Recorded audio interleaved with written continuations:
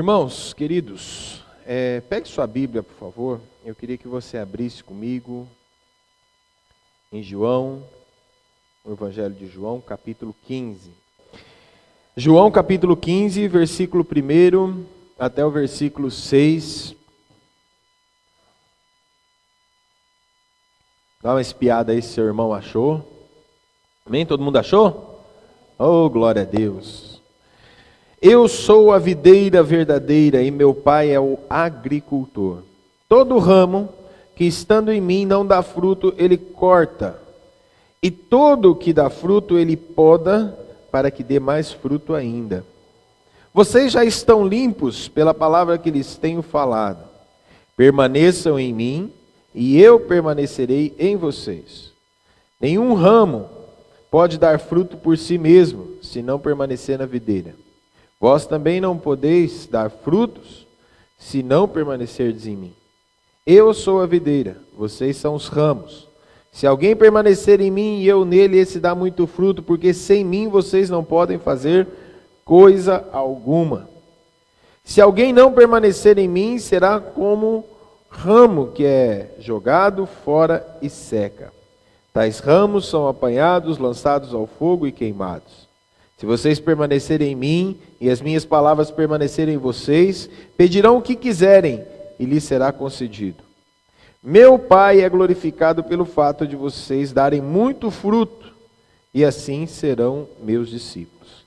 Como o Pai me amou, assim eu os amei, permaneçam no meu amor. Se vocês obedecerem aos meus mandamentos, permanecerão no meu amor, assim como eu tenho obedecido os mandamentos do meu Pai, e em seu amor permaneço. Tenho-lhes dito essas palavras para que a minha alegria esteja em vocês e a alegria de vocês seja completa. O meu mandamento é esse: amem-se uns aos outros, como eu os amei. Ninguém tem maior amor do que aquele que dá a sua vida pelos seus amigos. Vocês são meus amigos, se fizerem o que lhes ordeno. Já não os chamo servos, porque o servo não sabe o que o seu senhor faz. Em vez disso, os tenho chamado amigos, porque tudo o que ouvi de meu Pai, lhes tornei conhecido. Vocês não me escolheram, mas eu os escolhi para irem e dar fruto, fruto que permaneça, a fim de que o Pai lhes conceda o que pedirem em meu nome. Este é o meu mandamento: amem-se uns aos outros. Amém? Pai, a tua palavra, a gente reconhece que o Senhor tem toda a autoridade para falar com a gente agora, nos exortar, nos chamar a atenção, também, Senhor, nos animar, nos colocar de pé. Senhor, que a Tua palavra seja isso nessa manhã, que seja um bálsamo para a nossa vida, mas seja também uma palavra de exortação, de cura, de restauração, Senhor. Precisamos de Ti, precisamos do Teu toque, precisamos da Tua graça, em nome de Jesus. Amém. Amém, queridos? Glória a Deus. Louvado seja o nome do Senhor.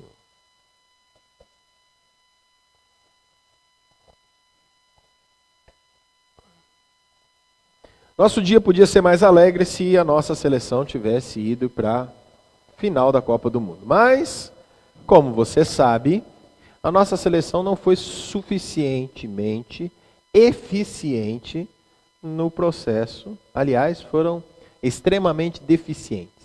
E com certeza nessa semana você ouviu falar de muitas deficiências que a nossa seleção teve, não é? O Fred, o apelido dele, cujo apelido é Cone, não sai, fica ali paradinho, na área, e outros apelidos mais, falaram mal do Fred, falaram mal do Neymar, que podia ter jogado, falaram mal do Felipão, já estão querendo que o governo está querendo controlar a CBF, Então, pra você ter uma noção de como foi a derrota acachapante que eu e você assistimos. Bom, nós estamos fazendo o culto nessa manhã exatamente porque a gente esperava que à tarde pudesse ser jogo da seleção, e aí a gente ia ser impossível a gente sair de casa, porque nós esperávamos que o Brasil fosse campeão e tudo mais.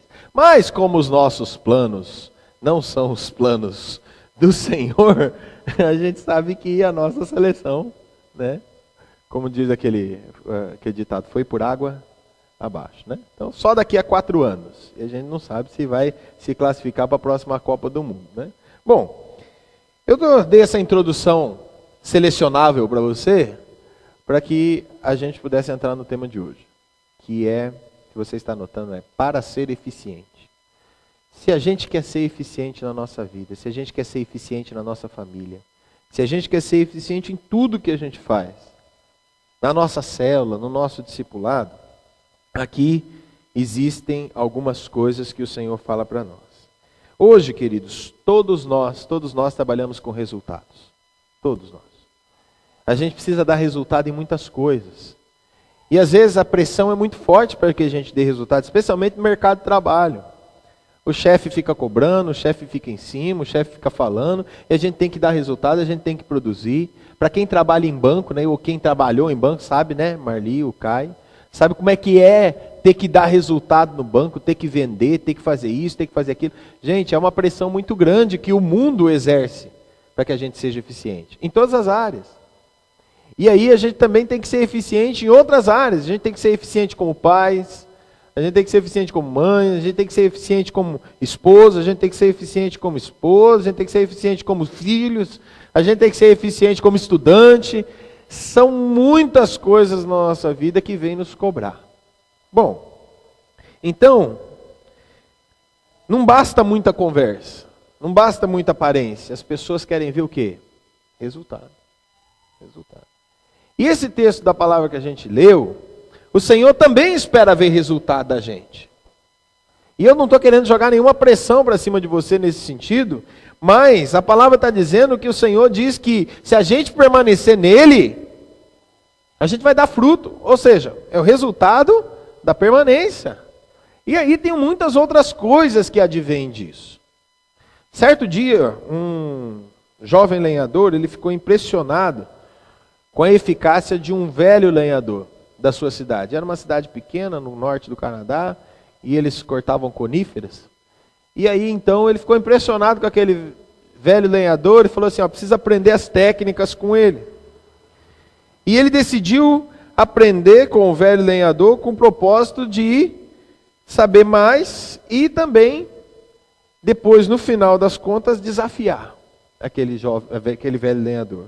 Então, passou alguns dias, aquele rapaz já tinha ouvido falar e foi lá e aprendeu as técnicas com o velho lenhador e ele desafiou, então, um dia de trabalho. Quem cortaria mais árvores? O velho lenhador aceitou a proposta, sabendo que era mais uma oportunidade de dar uma lição naquele jovem tão arrogante. E aí eles fizeram, reuniram testemunhas, formaram uma comissão julgadora, organizaram torcida e delimitaram as áreas que deviam ser cortadas as árvores, e no dia do confronto estavam os dois lá preparados para cortar as árvores. E começaram a cortar as árvores. De um lado o jovem forte, né, cheio de vigor, e do outro o velho lenhador, desenvolvendo seu trabalho silencioso, tranquilo, mas também firme, sem demonstrar nenhum cansaço. Num dado momento, o jovem olhou para trás para ver como é que estava o velho lenhador e viu ele sentado. E aí ele pensou assim, além de velho e cansado, está ficando tolo. Não sabe que a gente está numa disputa? O que está fazendo sentado? Então ele prosseguiu cortando lenha e tal, sem parar para descansar um minuto. Esse jovem foi.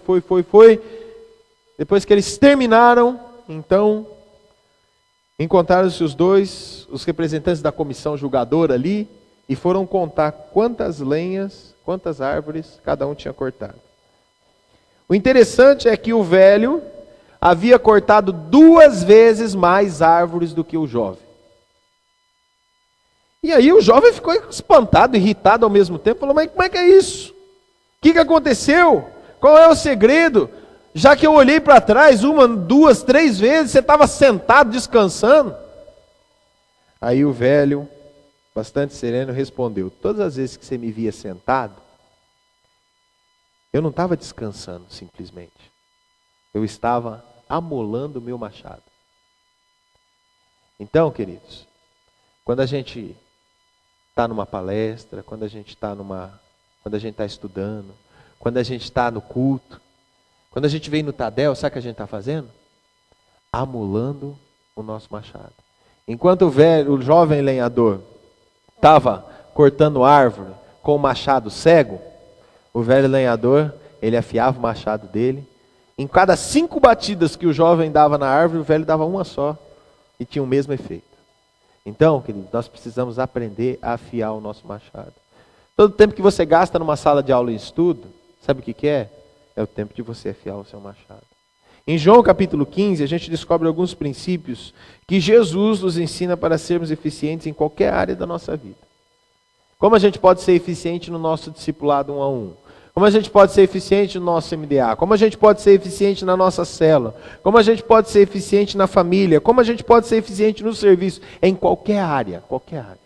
Então, essa palavra vai servir para você, em nome de Jesus. Você vai sair daqui, olha, realmente transformado em nome de Jesus. Primeira coisa, primeiro princípio, purificação. Diga para a pessoa que está ao seu lado, para você ser eficiente, tem que estar limpo. Amém? Olha só, é importante que o vaso esteja limpo, é importante que o instrumento seja bem afiado, a ferramenta ela precisa ser bem afiada. Olha o preparo de um atleta, olha o preparo de um piloto, de um competidor antes de uma apresentação. O que ele está fazendo? Ele se prepara.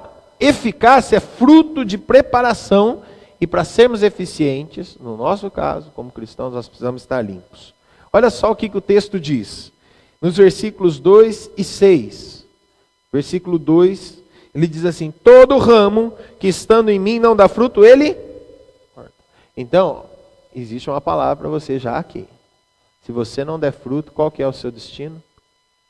Você já sabe. Você já sabe, não precisa nem falar. Aí ele continua. E todo que dá fruto, o que ele faz? Ele limpa, para que dê mais fruto ainda. Mas Senhor, eu estou dando tanto fruto, por que está acontecendo isso? Limpando, querido. Está limpando. O versículo 6, a mesma coisa. O Senhor Jesus quase repete as suas palavras aqui. Ele diz: se alguém permanecer em mim, será como o ramo. Tais ramos são jogados, apanhados no fogo e queimados. Vocês são limpos. São limpos. Limpeza. A expressão limpar, podar, cortar, é isso que faz o agricultor. Isso é disciplina. O Senhor disciplina você. Hebreus capítulo 12, versículo 10 diz: nossos pais nos disciplinaram por curto período, segundo lhes parecia melhor, mas Deus nos disciplina para o nosso bem, para que participemos de sua santidade. Deus disciplina você para o seu bem. E como é que Deus disciplina você? Meu pai, ele tinha seus métodos e maneiras de me disciplinar. Ele usava vara, usava chinelo, usava tapa, puxava a orelha, essas coisas que a gente faz com os nossos filhos, né? Então, ele tinha na mão, meu pai tinha na mão, ele usava, né? E era o que ele me usava para disciplinar, era bronca, era castigo, essas coisas todas. Agora, sabe como é que Deus te disciplina? É uma palavrinha bem simples. Tribulação. Ai, minha vida está muito atribulada. Deus está te disciplinando.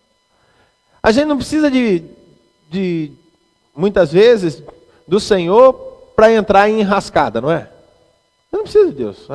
Nós entramos em enrascada por nós mesmos, não é verdade? A gente pisa no tomate, a gente peca, a gente faz... Não precisamos de Deus para isso, a gente sabe fazer bem. Aí quando vem as consequências disso na nossa vida, o que é? Deus está ensinando. Deus está ensinando você. Tribulação, muitas vezes, muitas lutas. Sabe o que a gente precisa entender? Que Deus está nos preparando nesse tempo. Então o que você errou no passado, se você for inteligente, se você for sábio, você não vai errar mais. Fala assim, não, eu já pisei no tomate aqui, eu não vou cair mais. Eu já sei qual é a consequência disso para a minha vida. Então eu não vou entrar mais nesse barco. A gente vai aprendendo, não é? A gente vai, né, sendo mais eficiente. Voltando ao futebol, né, que está ainda na nossa mente, ainda não saiu, né? Tem gente que está torcendo para a Alemanha, tem gente que está torcendo para a Argentina, tem gente que está torcendo para os dois perderem, mas não tem jeito, né? A gente está torcendo. Voltando para o futebol, um dos atletas que teve mais evidência no nosso meio, que foi o Romário, Ele chegou aos 39 anos, aos 40 anos, ele jogou até aos 41, né? E as pessoas falavam assim, mas como é que você consegue jogar e conseguir continuar fazendo gol com 41 anos? Ele falava assim, eu sei os caminhos, os atalhos para chegar no gol. Você sabe por que o Brasil perdeu? Uma das coisas que muitos disseram por aí, faltou experiência ao time. Tinha que ter mesclado a juventude desses que estavam lá com a experiência de alguns mais velhos. Olha só. Por quê? Porque são experimentados. São pessoas que já passaram por situações que esses novos não passaram ainda. Esse velho lenhador que a gente citou, mesma coisa. Ele passou por situações que o novo não passou ainda. Isso são experiências da nossa vida. Sabe, uma das coisas que a gente precisa entender, que para nossa purificação acontecer, é necessário a gente ser vulnerável. Eu vou explicar o que é vulnerável. A nossa sociedade tem um conceito errado de vulnerabilidade. O dicionário Webster, ele diz o seguinte, ele traz um conceito de vulnerabilidade muito interessante. Ele diz assim, passivo de penalidades, com direitos a maiores bônus depois de ganhar um jogo de bridge. Passivo de penalidades com direitos a maiores bônus depois de ganhar um jogo de bridge. Aí você fala assim, mas pastor, não tem nada a ver com o conceito de vulnerabilidade que a gente entende. É exatamente isso. Eu não sei o que é bridge, não sei se você joga bridge, eu não sei nem que jogo que é esse. Deve ser um jogo de cartas. Mas, olha que coisa interessante. Passivo de penalidades com direitos a maiores bônus. É exatamente isso. É exatamente isso. Há grandes recompensas em a gente ser vulnerável. Vou explicar para você. Há grandes recompensas. Para que a gente seja purificado, com vista a sermos melhores em tudo, é necessário a gente ser vulnerável. A Bíblia fala disso muitas vezes. A Bíblia fala de vulnerabilidade muitas vezes. Nós somos chamados a ser vulneráveis. E vulnerabilidade é algo muito poderoso. Por quê? Porque é transparência, é abertura, é sacrifício, é altruísmo. É quando você faz tudo pelas pessoas, sendo verdadeiro, sendo sincero, sendo amável. Isso é diferente do que o mundo prega. O que o mundo prega? O mundo diz que você não pode ser sincero. O mundo diz que você não pode saber menos que os outros. O mundo diz que você não pode mostrar suas fraquezas. Quando você vai comprar um produto, por exemplo, você chega numa loja e você chega lá e fala assim, olha, eu queria ver o produto tal. E a pessoa, ela chega para você e fala assim, olha, tem esse produto aqui dessa marca e tal. E você fala assim, mas essa marca é boa? Você nunca vai ouvir a pessoa dizendo assim, essa marca assim, ó, é mais ou menos e tal, não confia muito nela não e tal. A pessoa fala assim, olha, não, essa marca é boa. Mas e aquela outra? Aquela é um pouco melhor. Mas ó, essa marca aqui você pode levar sem medo. 2 dias depois quebra o negócio, você volta lá e fala assim, ó, você me falou que podia levar sem medo a marca. Mas eu não posso garantir. Você não pode saber mais do que os outros. A pessoa sempre sabe mais do que você. Hoje nós temos uma facilidade muito grande que é a internet. Qualquer produto que você vai comprar, você pesquisa na internet e você sabe a descrição todinha do produto. Eu já fiz isso. Numa vez eu cheguei numa loja para comprar um determinado produto e eu já tinha feito a pesquisa na internet, eu sabia o que eu queria, cheguei lá e quando eu cheguei para fazer, o vendedor, ele sabia mais do que eu. Eu falei, o produto faz isso? Ele falava, fazia. Eu sei que na internet ia falar que não fazia. O produto faz isso? Faz, ó, tranquilo. E na internet ia falar que não fazia. Eu falei assim, mas na internet, lá e tal, num determinado site, num site que eu vi na internet, eu disse que não fazia. Aí ele falou, depende do site que você procurou. Eu falei, eu procurei no site do fabricante do produto. Se o fabricante do produto está dizendo que não faz, o vendedor da loja estava dizendo que fazia. Esse é o mundo que a gente vive hoje. As pessoas não conseguem ser sinceras. As pessoas não conseguem ser verdadeiras. Agora, deixa eu te dizer algo. As pessoas se cansam de quem sabe tudo. Você não tem mais paciência. Eu não tenho paciência com quem sabe tudo. Eu acho que eu estou ficando velho. Mas eu não tenho paciência com quem sabe tudo. Eu não tenho paciência com quem não é verdadeiro. Eu não tenho paciência com quem é super-homem. Não tenho. Perdi a paciência. Sabe por quê que eu perdi a paciência? Porque são pessoas diferentes de mim. São pessoas diferentes e eu não sei tudo. Eu não sou super-homem. Aliás, eu tenho que colocar a minha calça uma perna de cada vez. Como qualquer ser humano na face da terra. Não tem um S desenhado debaixo do meu peito, não tem uma roupa nem uma capa vermelha e sair voando por aí. Não sou super-homem. Tenho minhas fraquezas, tenho minhas debilidades. As pessoas, queridos, estão ansiosas por alguém que diga a verdade com gentileza. E gentileza surge em percebermos que as pessoas são como nós. São de carne e osso, são seres humanos. Por que as pessoas têm tanta birra contra crente? Você já parou para pensar? Você fala, o que você faz? Eu sou crente lá da igreja e tal. Ela até muda a conversa. Sabe por quê que as pessoas têm birra de crente? Porque são um bando de ET. Estão fora desse planeta. Porque a graça do Senhor, porque a paz, porque o poder do Senhor. Meu querido, calma, vamos devagar. Deus age na minha vida sim, Deus faz na minha vida, Deus é mais, mas eu não sou ET. Sabe qual que é o problema? A gente não reconhece a nossa humanidade, a gente acha que quando a gente se converte, a gente vira outra coisa. E a gente não reconhece a nossa humanidade, a nossa fraqueza. Não, se você é crente, você não tem fraqueza. Quem diz? Eu tenho as minhas fraquezas, tenho minhas dúvidas. Ou você nunca duvidou que Deus estava ouvindo sua oração? Só eu que fiz isso. Você nunca duvidou que Deus estava perto de você? Senhor, será que o Senhor está aqui mesmo?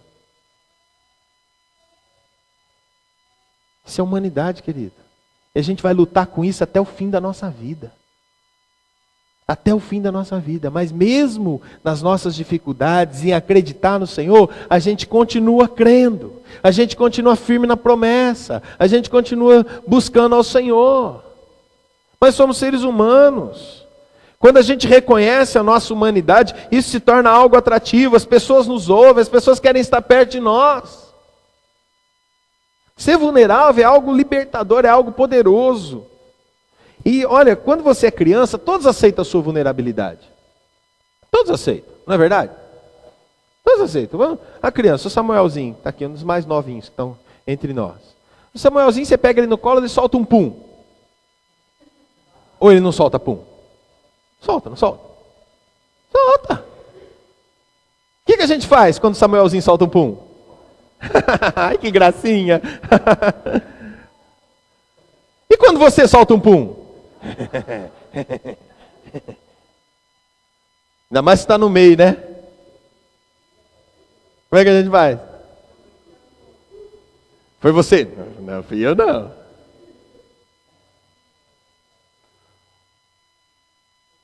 Está vendo como é que a nossa vulnerabilidade, a gente quando vai ficando adulto, a gente vai perdendo isso? Não estou dizendo que você agora vai ser descrachado. Não é isso, querido. Relaxa. Relaxa. Quando você comete um erro diante das pessoas, não adianta você tentar encobrir o erro. Somos vulneráveis. Somos passivos de erro, não é verdade? Quantas vezes você acha que o grupo de louvor ensaiou para estar aqui hoje?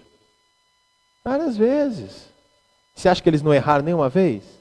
Tem certeza que eles erraram. Certeza, pode ser que você não percebeu, mas quem sabe um pouquinho de música percebeu. Agora, por causa disso a gente vai... Não.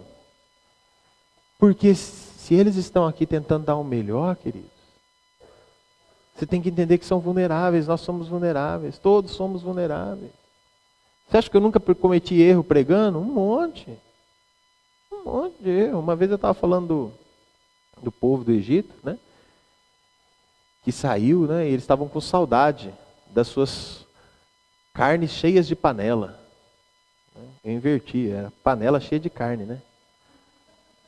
E foi, o povo falou, você falou, pastor? Não falei, não falou, não falei, falou. Tá bom, falei. E muitos outros. somos vulneráveis. Melhor você começar a relaxar, baixar o flap. Às vezes a gente ser vulnerável vai contra a nossa cultura. Sabe por quê? Porque as pessoas sempre dizem pra gente, seja forte, aguenta a barra. A gente tem medo de ser vulnerável por causa da rejeição. Pensamos que se abrirmos o nosso coração com o nosso discipulador, nosso líder, ele vai nos rejeitar. E aí, querido, às vezes, deixa eu dizer algo para você. A gente precisa ser rejeitado. Jesus foi. Jesus foi. Mas no final, o Espírito Santo vai usar isso para nos fortalecer, para empurrar a gente para cima. Não tenha medo de ser rejeitado. Diga a verdade, se arrisque. Isso é algo poderoso. Nem sempre você vai ser recompensado por isso. Nem sempre. Talvez uns 80% você não seja. Mas você faz assim mesmo. Você continua fazendo. Você continua sendo vulnerável. Sabe por quê? Porque se você quer ser eficiente, você precisa ser purificado. Para você ser purificado, você tem que ser vulnerável. Você tem que ser verdadeiro. Você tem que ser altruísta, você tem que ser aberto. Não tem como. Segundo lugar, para que você possa ser eficiente, você precisa permanecer. Diga para a pessoa que está ao seu lado. Para ser eficiente, você tem que permanecer. Nos versículos 4, 5, 6, 7, 9, 10 e 16, aparece essa expressão permanecer num total de 12 vezes. Em 16 versículos, Jesus fala 12 vezes sobre permanecer. Permanecer em mim, permanecer na minha palavra, permanecer no que eu tenho dito, permanecer em mim, permanecer na palavra, permanecer no que eu tenho dito. Olha que coisa interessante, permanecer dá a ideia de não ter pecado conhecido, não confessado, não julgado, nenhum interesse no qual Deus não participe, nenhuma atividade da qual Ele não faça parte. Ou seja, Ele conhece tudo da minha vida e eu o torno conhecido. Olha só que coisa interessante, muitas vezes a gente peca no atacado, peca no varejo e confessa no atacado. Não é verdade? Como é que é pecar no varejo? A gente peca os pecadinhos, a gente não peca 10 vezes de uma vez só, a gente peca aos pouquinhos, não é? E quando a gente vai confessar, o que a gente fala? Senhor, perdoa a multidão dos meus pecados. A gente não dá nome aos bois. E isso é muito perigoso, porque a gente não reconhece o nosso próprio pecado. Então, quero dizer algo para você. Aproxime-se do Espírito Santo, porque quando você pecar, o Espírito Santo já te revela, ó, você pisou no tomate. Aí você já pede perdão naquela hora. Você não espera chegar no culto de ceia, para você ficar aqui 2 horas orando no culto. Olha, eu vou ter culto de ceia essa semana, então eu tenho que chegar lá 2 horas antes, porque eu tenho que pedir perdão pelos pecados que eu cometi. Primeiro que você não vai lembrar todos os pecados que você cometeu. É ou não é verdade? Você não lembra. Pode esquecer. Você não lembra. Você pode lembrar daqueles mais cabeludos, né? Aqueles pecados mais cabeludos, né? Aqueles pecados mais negros, mais densos. Esse aí você lembra. Mas os pecadinhos do dia a dia, falar mal dos outros, pensar mal do irmão, essas coisas a gente não lembra. Isso aí passa batido, porque... mas só que para Deus não existe pecadinho e pecadão. Para Deus é pecado do mesmo jeito. A gente peca por palavra, por atos e por ações, certo? Palavras, a gente peca por pensamentos, palavras e ações. Maneira que a gente pega. Então o que eu tenho que fazer? Eu tenho que confessar. À medida que eu vou pecando, eu já vou confessando logo, para não ficar com débito lá no final. Senhor, vai me perdoando, me perdoa, Senhor, me perdoa. E eu pequei, perdoa, Senhor. Então se aproxime do Espírito. Permaneça na palavra do Senhor. Busque a conhecer a palavra do Senhor, para que você não caia em pecado. Se você cair, o Espírito Santo já te revela. O que diz o Salmo 119, se não me engano, versículo 17, se não me falha a memória. Guardei no coração a tua palavra para não pecar contra ti. Guarda a palavra. Permaneça na palavra para não pecar contra o Senhor. E se eu pecar, eu tenho advogado junto ao Pai, Jesus Cristo justo. É a ideia de comunhão, de intimidade com Ele. Porque à medida que a gente vai crescendo, a gente vai pedindo perdão pelos nossos pecados, o que o Senhor vai fazendo? Ele vai se aproximando de nós.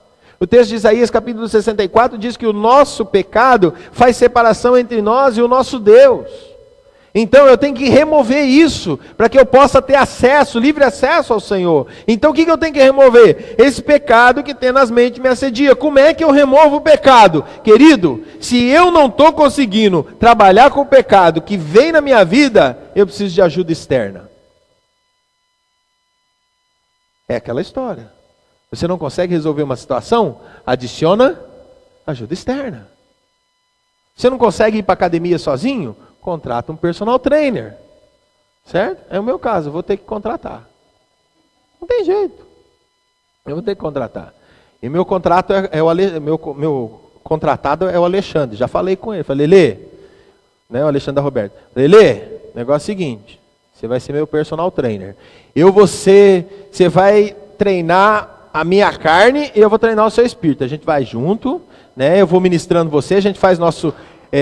eu e o Caio chamamos de MMA, né? Nossa luta lá, né? Com o Alexandre também. Nós vamos fazer o nosso MMA lá na academia. E a gente vai lá e vamos junto. Então, quando ele vai cuidando da minha carne, eu vou cuidando do espírito dele. E assim a gente vai. Adiciona ajuda externa. Você não está conseguindo largar do pecado, querido? Confessa para o seu discipulador. Tiago capítulo 5, versículo 16. O que diz? Confessa os pecados uns aos outros e orai uns pelos outros para que sejam... Se você não está sendo curado nessa área que você está caindo, você precisa confessar ao seu discipulador. Para que ele ore por você. Fala para ele, meu querido discipulador, põe a mão sobre minha cabeça, ora por mim.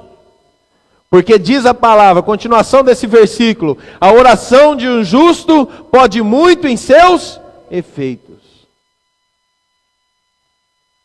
Sabe como é que vai acontecer cura na sua vida? Quando você confessar para o seu discipulador. Quando você falar para ele, não aguento esse pecado. Não consigo sozinho.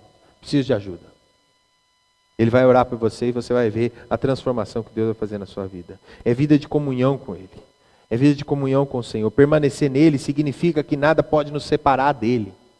Romanos capítulo 8, versículo 35. Quem nos separará do amor de Cristo? Quem nos separará do amor de Cristo? Será tribulação, angústia, perseguição, fome, nudez, perigo ou espada? Como está escrito, por amor de ti somos entregues à morte o dia todo. Somos considerados como ovelhas para o matadouro. Mas em todas essas coisas somos mais do que vencedores por meio daquele que nos amou, porque estou bem certo de que nem morte, nem vida, nem anjos, nem demônios, nem o presente, nem o porvir, nem altura, nem profundidade, nem qualquer outra criatura irá nos separar do amor de Deus que está em Cristo Jesus nosso Senhor. Nada pode nos separar do amor de Deus. Nada. Quando permanecemos nele e absorvemos a sua pessoa, nós nos tornamos parecidos com ele. O pastor que me trouxe a Cristo, que me pregou a Cristo pela primeira vez, me converti aos pés dele, o primeiro pastor que eu tive conhecimento, pastor Messias, lá da primeira igreja presbiteriana de Londrina. Uma vez ele estava indo no hospital com o pastor Jonas, que era o pastor antecessor dele na igreja. O pastor Jonas era um senhor negro de quase 2 metros de altura. Ele tinha sido boxeador na sua juventude. Ele lutava boxe. E lá estava o pastor Jonas, que já estava cego. O pastor Jonas passou 15 anos da sua vida cego. Ele perdeu a visão por um problema de glaucoma, perdeu a visão, e passou 15 anos da sua vida cego, os últimos 15 anos da sua vida.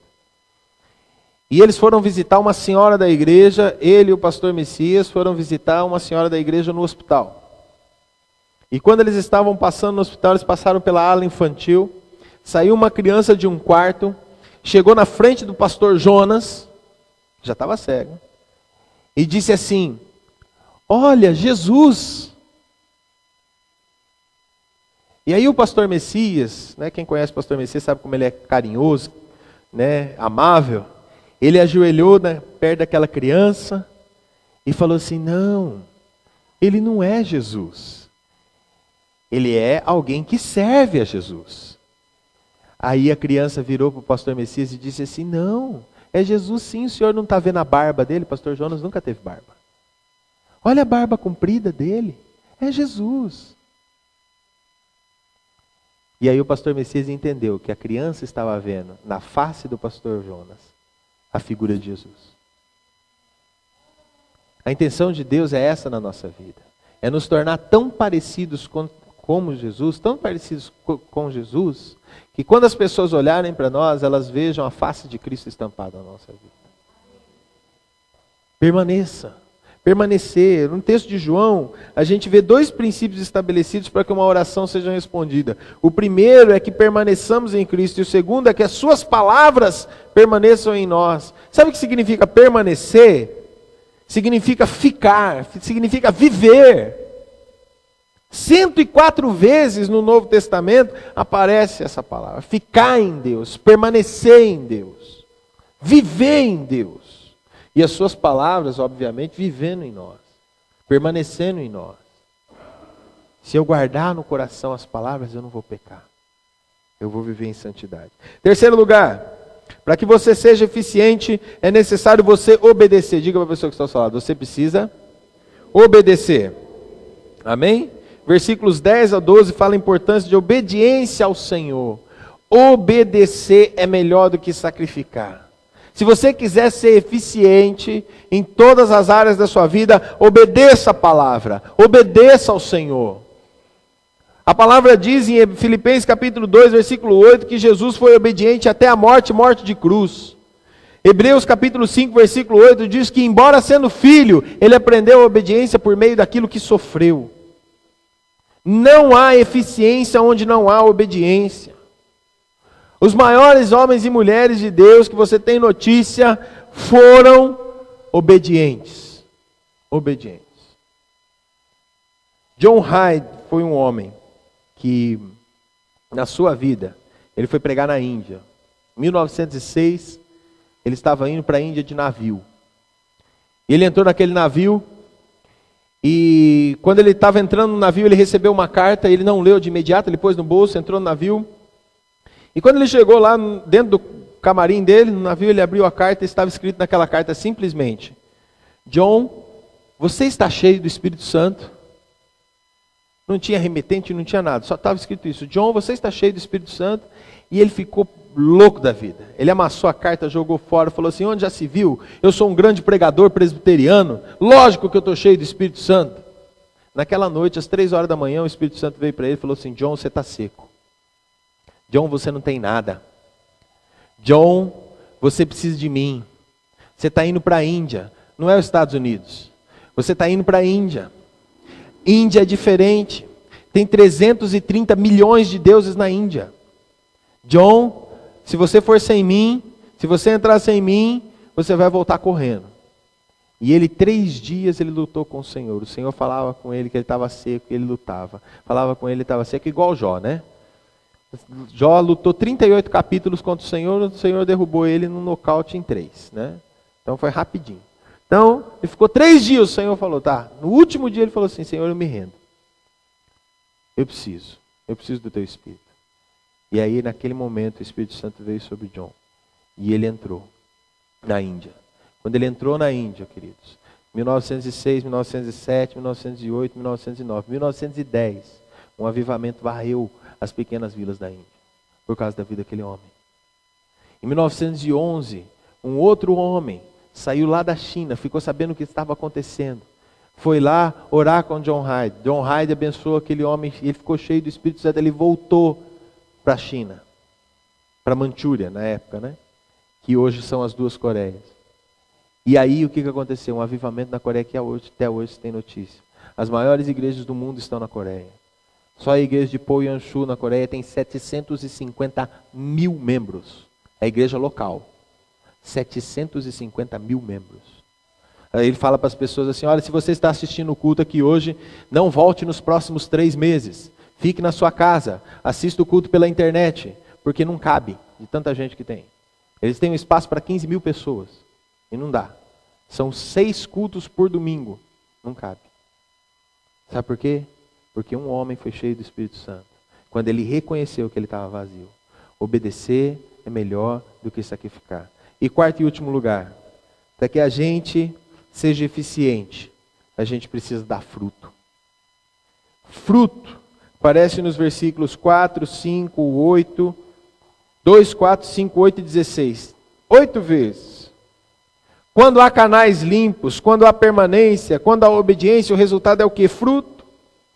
E a gente entende fruto como eficácia. Todo trabalhador quer ver o fruto do seu trabalho. Todo trabalhador quer ver o fruto do seu labor. Digno é o trabalhador do seu salário. Você está trabalhando, você é digno dele. Quando nós trabalhamos com Deus, sob a sua graça, os resultados acontecem. Olha as células. Veja a vida das células. O que tem acontecido na nossa igreja nesses últimos anos, pelo menos 2 últimos anos, é isso. Pessoas têm sido alcançadas, pessoas têm sido salvas, pessoas têm sido cuidadas, pessoas têm sido trabalhadas. E eu quero dizer mais, isso é só o começo. É só o começo, queridos. Ano passado nós pedimos 5 multiplicações de células, 5. Nós estamos com 4 células. Já multiplicamos para 8. Final do ano passado chegamos a 8 células. Primeira multiplicação. Pedimos mais uma multiplicação de 5. Né? Nós estamos na segunda agora. Fomos para 16. E com certeza vamos ter mais multiplicações até o fim do ano. E sabe o que vai acontecer? No próximo ano vão ser mais 16, 32. No outro ano, 64. No outro, 128. No outro, 356. Queridos, quando nós tivermos 356 células, a média de 10 pessoas por célula, quantas pessoas são? 3.560 pessoas. Você acha que mexe com a cidade? Você acha que abala a estrutura da cidade? Você vai ver muitas pessoas se convertendo. Muitas pessoas se convertendo. Você vai ver os políticos dessa cidade se convertendo. Você vai ver eles se arrependendo dos seus pecados. Você vai ver com seus olhos. Não vai ser para a próxima geração não, vai ser na nossa geração. Vai ser muito em breve o que Deus vai fazer. Porque Deus está com pressa. E sabe quem que Ele vai usar? Sabe quem que Ele vai usar? Olha para a pessoa que está ao seu lado aí. Diga para Ele, vai usar você. É você que Deus vai usar. É você que Deus vai usar. Ah, eu tenho muito defeito, pastor. Eu sou tão cheio de defeito. Deus não está olhando para os seus defeitos. Sabe por quê? Os seus defeitos Ele vai limpar. Ele vai purificar. Ele vai te usar. Amém? Ele vai te usar. E você vai dar muito fruto. Muito fruto. Muito fruto. Amém? Glória a Deus. Vamos colocar em pé.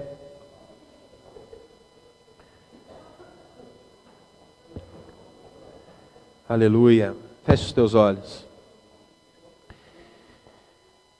Feche os teus olhos, fale com o Senhor em nome de Jesus. Todos nós queremos ser eficazes em todas as áreas da nossa vida. Deus nos chamou para a gente ir dar fruto, queridos. Deus nos chamou para isso, para a gente dar fruto, fruto que permaneça. Seja na nossa família, seja no nosso serviço, seja nas nossas amizades, seja na nossa célula, seja nos nossos MDA, seja na igreja. Onde quer que nós coloquemos os nossos pés, Deus nos chamou para nós darmos frutos. Deus chamou você para dar frutos. E eu quero dizer algo para você em nome de Jesus. Eu quero trazer uma palavra profética sobre a sua vida. Você vai dar muito fruto em nome de Jesus. Muitas pessoas vão chegar ao conhecimento de Cristo pela sua vida.